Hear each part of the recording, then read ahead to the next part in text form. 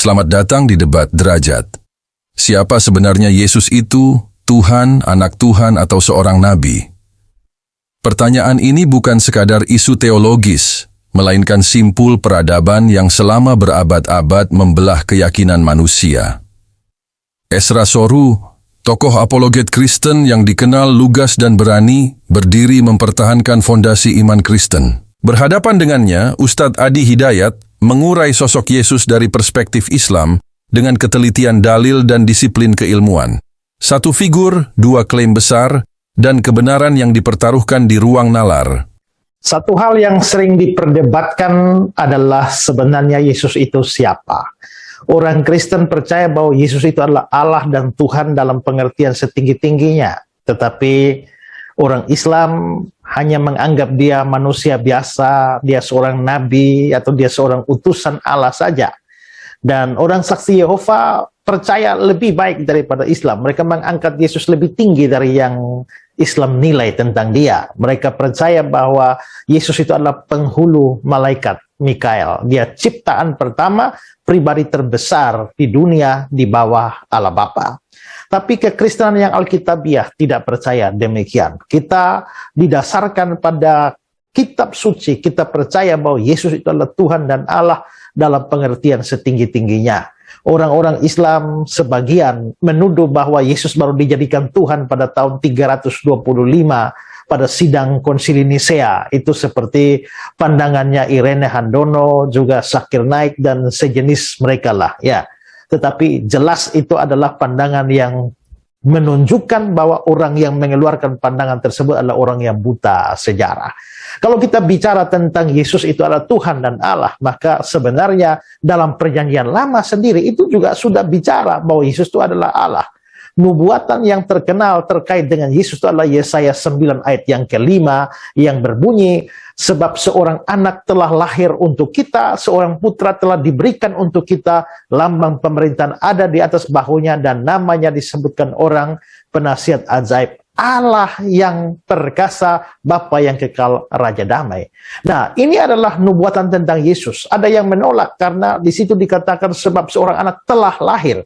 Kalau itu nubuatan tentang Yesus seharusnya akan lahir, tapi di situ dikatakan telah lahir. Memang kalau kita membaca dalam pengertian kita begitu, tapi kalau pengertian orang Ibrani, sesuatu yang pasti terjadi di masa akan datang, saking pastinya dianggap sebagai sudah terjadi. Karena itu tetap itu adalah nubuatan tentang Yesus, dan secara eksplisit dikatakan namanya disebutkan orang Allah yang perkasa. Bahasa Ibrani adalah El Gibor.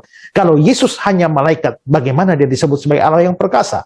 Kalau Yesus hanya nabi, hanya utusan Allah, bagaimana namanya disebutkan orang Allah yang perkasa, kecuali dia adalah Allah sendiri, baru ayat itu masuk akal. Nah, ini menjadi salah satu dasar mengapa orang Kristen dan mengapa kita orang Kristen harus percaya bahwa Yesus itu adalah Allah. Yesaya 9 ayat 5, ingat baik-baik ayat itu. Tuhan memberkati saudara. Kenapa Al-Quran disebut dengan Al-Furqan? Karena di dalam isi Al-Quran itu Allah menerangkan tentang kriteria-kriteria, aspek-aspek tertentu yang membedakan antara satu dengan yang lainnya. Apa di antara contohnya? Misal, di dalam Al-Quran Allah bedakan antara sifat-sifat Khalik dengan makhluk. Apa tujuannya? Untuk memudahkan kita kemudian ketika akan menguatkan keyakinan kita tentang ketuhanan Allah Subhanahu wa taala. Jadi kalau ada yang menyoal Anda, kenapa Anda memilih Islam? Kenapa Anda menetapkan Tuhannya Allah? Anda bisa menjelaskan. Maka dijelaskan oleh Al-Quran, ini loh beda Tuhan dengan makhluk begini, beda Khalik dengan makhluk begini. Saya tetapkan Allah karena hanya pada Allah lah semua sifat ketuhanan berkumpul, dan beda dengan makhluk.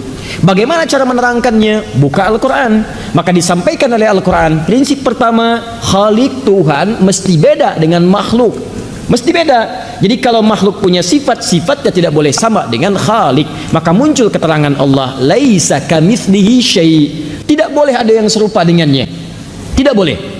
Karena itu kalau makhluk itu berpasangan, manusia makhluk berpasangan, hewan makhluk berpasangan, tumbuhan makhluk berpasangan, maka manusia, hewan, tumbuhan tidak boleh dipertuhankan. Kenapa? Karena dia memiliki sifat-sifat makhluk yang tidak boleh dimiliki oleh Tuhan, tidak boleh sama. Sebab kalau sifat Tuhan sama dengan sifat makhluk, maka nanti akan muncul setiap makhluk merasa diri sebagai Tuhan. Jelas sampai sini? Apa di antara sifat manusia? Turunkan. Manusia melahirkan dan dilahirkan. Maka dari itu, jika ada kemudian yang diklaim sebagai Tuhan punya sifat melahirkan atau dilahirkan, dia tidak melahirkan tapi dilahirkan, maka dia bukan Tuhan. Ingat, karena prinsip pertama, Tuhan mesti beda dengan makhluk. Kalau makhluk melahirkan, Tuhan tidak boleh melahirkan. Kalau makhluk dilahirkan, Tuhan tidak boleh dilahirkan. Kalau makhluk berpasangan, Tuhan tidak boleh berpasangan. Jadi kalau ada misalnya yang dipertuhankan, ternyata hasil kelahiran dari yang lain. Kalau ada yang mengatakan misalnya Nabi Isa itu Tuhan, kenapa dia Tuhan? Karena dia misalnya, mohon maaf, kita cek, dia dipertuhankan. Nabi Isa dilahirkan, sifat Tuhan tidak boleh sama dengan makhluk. Lalu dikatakan misalnya, tapi kan dilahirkannya itu bukan biasa. Kalau manusia dilahirkan mesti ada bapak, ada ibu. Ini kan bapaknya nggak ada, cuman ibunya. Kalau manusia kan ada bapak, ada ibu. Isa nggak ada bapak, ada ibunya aja. Ini mesti beda, ini lain ini. Kita jawab, Adam lebih hebat lagi kata Al-Quran. Adam lebih hebat, bapak nggak ada, ibu nggak ada. Kenapa Adam nggak jadi Tuhan? Maka muncul keterangan dalam Al-Quran. Awas, masalu inna matala Isa kamatsali Adam. Ya, maka penciptaan Isa itu sama dengan Adam, nggak jauh beda. Kalau Isa dipertuhankan, kenapa Adam tidak? Jelas sampai sini? Indah sekali Quran itu. Ada lagi yang protes, oh tidak, Isa itu punya sifat lain yang Adam nggak bisa. Apa itu? Menghidupkan yang mati. Adam nggak bisa, Isa bisa. Turun lagi keterangan Quran, dibedain lagi. Ada yang lebih canggih menghidupkannya, namanya Nabi Ibrahim. Turun Quran surah kedua Al-Baqarah ayat 260, paling kiri sebelah atas. Wa idz qala Ibrahim rabbi arini kaifa tuhyil mauta. Ketika Ibrahim mohon kepada Allah, ya Allah tunjukkan kepadaku bagaimana cara menghidupkan yang mati. Maka diizinkan oleh Allah, lebih canggih. Kalau Nabi Isa dipanggil, hidup dengan izin Allah, biiznillah, hidup. Udah gitu meninggal lagi. Nabi Ibrahim tidak, begitu hidup dicincang dulu tuh. Cincang dulu tuh. Lihat kalimat Qurannya. Wa idz qala Ibrahim rabbi arini kaifa tuhyil mauta. Qala awalam tu'min? Qala bala walakin liyatma'inna qalbi. Qala fakhudh arba'atan minat thair. Hei Ibrahim, ambil 4 contoh makhluk Allah. Apa itu burung? 4 langsung sekaligus. Nabi Isa 1, Nabi Ibrahim 4 langsung. Setelah itu apa? Fasurhunna. Kemudian tebarkan di setiap bukit, pindahin. Gini. 1, 2, 3, 4 bukit. Nabi Isa di dekat sini. Yesus, Nabi Isa, Mesias dekat sini. Pukul kuburan, bangkit. Nabi Ibrahim tebar di 4 bukit, beda bukit. Cincang dulu burungnya, dicincang dulu. Jadi sudah dicincang, sudah habis semuanya, panggil. Tsummad'uhunna ya'tinaka sa'ya. Panggil. Nabi Isa manggil. Betul manggil Nabi Isa. Hei kamu hidup dengan izin Allah. Nabi Ibrahim mengucapkan kalimat yang sama. Hei yang telah saya cincang, hidup dengan izin Allah. Ya'tinaka sa'ya. 4-4-nya terbang lagi. Canggih mana? Nabi Ibrahim, Nabi Isa? Nabi Ibrahim, Nabi Isa dipanggil dekat, Nabi Ibrahim dipisahkan 4 bukit. Nabi Isa, teman-teman sekalian, maaf, mayatnya sudah meninggal dunia, dikubur, dipanggil bangkit. Nabi Ibrahim alaihissalam baru dicincang begini, cincang dulu sampai habis, nyatu lagi. Nabi Isa 1, Nabi Ibrahim 4. Pertanyaan saya, kenapa Nabi Ibrahim tidak dipertuhankan? Tuh, itu Anda temukan dalam Al-Quran. Ini bukan ingin menyoal yang lain, tidak. Dan jangan ada kesan untuk melecehkan orang lain, tidak. Dan indah sekali Al-Quran. Saat Anda menerangkan ini, maka jangan ada motif untuk menjelekkan dan menghina orang lain, tidak boleh. Termasuk melecehkan kepercayaan orang, silahkan, tidak. Jangan lakukan, jangan melecehkan orang, jangan celah orang, tidak. Tugas kita itu menerangkan, kalau ditanya bisa jawab. Itu maksudnya. Dan dengan itu dakwah muncul. Maka turun Quran surah ke-6 ayat 108. Indah sekali. Wala tasubbul ladzina yad'una min dunillahi fayasubbullaha bighairi ilm. Hei kalian yang telah beriman, jangan mencela orang lain ya, yang mungkin menuhankan yang lain. Nanti khawatirnya ketika kalian cela, dia mencela Allah tanpa sepengetahuan dia tentang hakikat Allah. Indah, jangan cela, cukup terangkan, kalau ditanya bisa jawab. Jadi kalau ada orang ngajak-ngajak, ngasih biskuit, ngasih sarung, ngasih Indomie, Anda bisa ngajak. Ya, jadi Anda bisa paham, ngajak lagi dia kepada keyakinan Anda, jawab. Kalau ditanya kenapa milih Allah, jawab. Kenapa nggak ikut Isa, jawab. Kenapa nggak ikut ini, jawab. Jadi Anda bisa menjawab. Itu yang disebut dengan furqan namanya. Pertanyaan saya, dari sekian lama kita berislam, pernah nggak menggali nilai-nilai itu? Sekarang orang sibuk bicarakan ini, bicarakan itu, bicarakan ini, tidak sadar bahwa banyak orang-orang yang telah menghasut dan menjauhkan kita dari keyakinan keislaman kita. Pelan-pelan dipretel itu. Dan sekarang banyak, coba silahkan cek.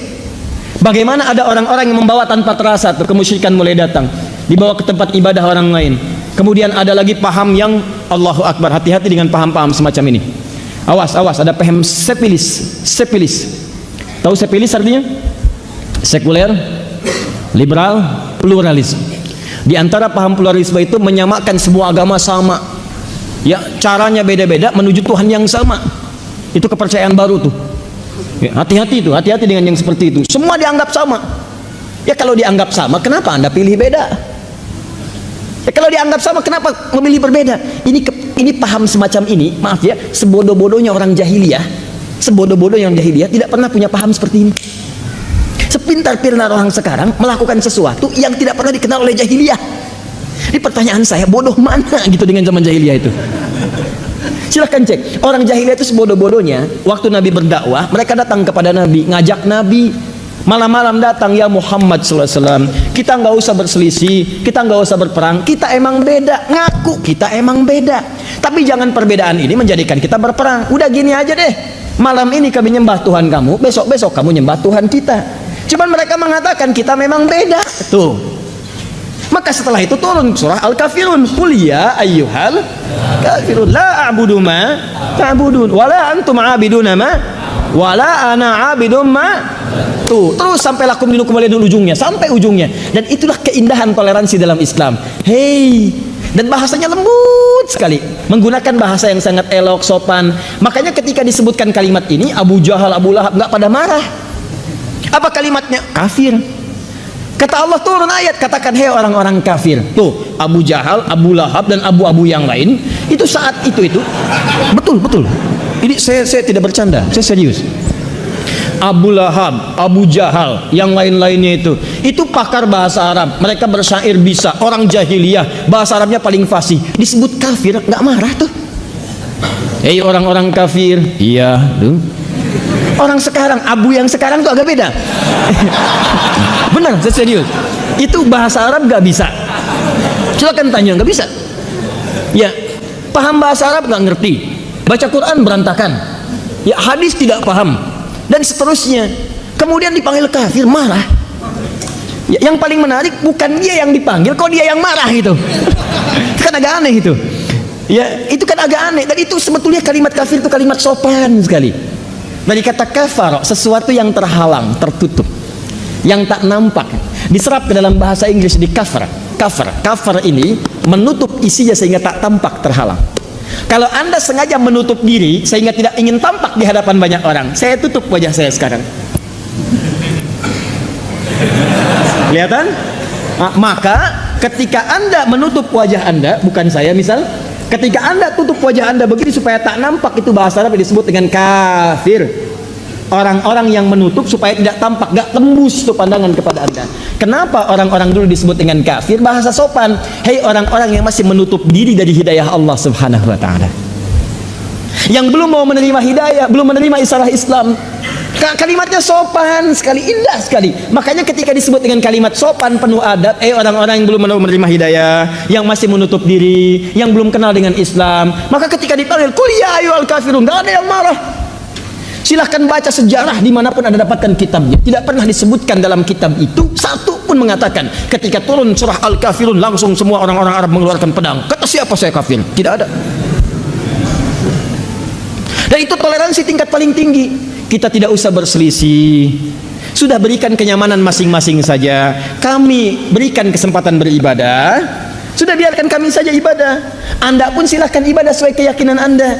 Nggak usah saling berselisih. Kalau Anda meminta keterangan kenapa kami ibadah begini, kami jelaskan. Dan toleransi yang paling indah dalam beribadah itu zero tolerance. Lakum dinukum waliyadin. Anda silahkan dengan yang Anda yakini, kami dengan yang kami yakini. Kami nggak boleh paksa Anda. La ikraha fid din. Itu. Kami nggak pengen maksa. Cuman kalau Anda tanya, kami jelaskan. Sekarang kesalahan saya ada di mana? Kesalahan kami ada di mana? Kami nggak pernah paksa Anda. Kami nggak nuntut Anda ibadah dengan kami pula. Kami pun tidak memaksa Anda ikut dengan kami. Kami malah menawarkan kalau ingin ibadah silahkan aja. Kami hanya terangkan begini. Kami ibadah seperti ini. Salahnya di mana? Dan kalimatnya indah. Nggak pernah Anda direndahkan di situ. Nggak ada kalimat hewan. Anda tidak disebut misalnya kambing, sapi, domba dan sebagainya. Anda tidak disebut tersesat. Anda tidak disebut misalnya macam-macam. Tidak ada. Silahkan cek, kalimatnya indah. Dan itulah bahasa Al-Quran, dakwah dengan hikmah, akhlak, kalimat-kalimat yang indah. Itu Anda temukan dalam Al-Quran. Gak boleh mencela, tapi ketika diterangkan punya jawaban. Harus begitu. Di keyakinan itu kuat. Fa'lam annahu la ilaha illallah. Quran surah 47 ayat 19. Mesti punya ilmu untuk menetapkan tiada Tuhan selain Allah. Jadi kalau ditanya, jawab. Ini sudah nggak bisa jawab, Indomie diterima. Pindah lagi. Tuhan kita itu tidak semurah Indomie. Jelas. Nah, itu contoh yang pertama. Kalau Anda nanti bahas lagi banyak contohnya. Banyak. Nah, contoh kedua misal. Apa bedanya orang munafik dengan orang yang taat? Orang yang taat dengan orang ahli maksiat. Kalau Anda ingin lihat ciri-ciri orang munafik, gak kelihatan. Kadang bergaul dengan kita, kadang-kadang kalimatnya menarik, retorikanya begitu cantik kayak yang benar, padahal itu musuh yang paling nyata. Nah, dari mana Anda bisa mengidentifikasi kalau ini orang bermasalah? Buka Al-Quran, maka di situ akan dibedakan. Ini ciri orang munafik begini. Kalau dengan Anda, dia bisa mengangkat-angkat Anda. Di belakang dia jadi masalah. Langsung dikasih contoh. Ini teorinya, ini ciri-cirinya, ini sifat-sifatnya. Contoh zaman nabinya seperti ini. Contoh zaman sekarangnya kekinian. Ada ditemukan. Ada semuanya. Dan itu ketika Anda bawa ke dalam pergaulan, Anda akan temukan. Bukan cuma urusan agama aja. Nanti di kantor, Anda bisa temukan. Orang-orang dekat dengan Anda, begitu jabatannya didapatkan, Anda didepak kemudian. Ada. Di bisnis, ditempel Anda. Begitu proyeknya dapat, Anda dibuang. Ada. Kalau Anda tidak identifikasi dari awal, Anda yang terjerumus nantinya. Perdebatan ini tidak mengajak Anda memilih dengan emosi, melainkan menimbang dengan akal dan kejujuran hati. Ketika argumen telah disajikan dan dalil dipertemukan, keyakinan tidak lagi bisa bersembunyi di balik warisan. Ia menuntut pertanggungjawaban. Tuliskan pandangan Anda di kolom komentar secara beradab, dan jika diskusi berkelas seperti ini perlu terus dihadirkan, subscribe channel ini agar dialog iman tidak berhenti pada asumsi, tetapi bertumbuh dalam pencarian kebenaran.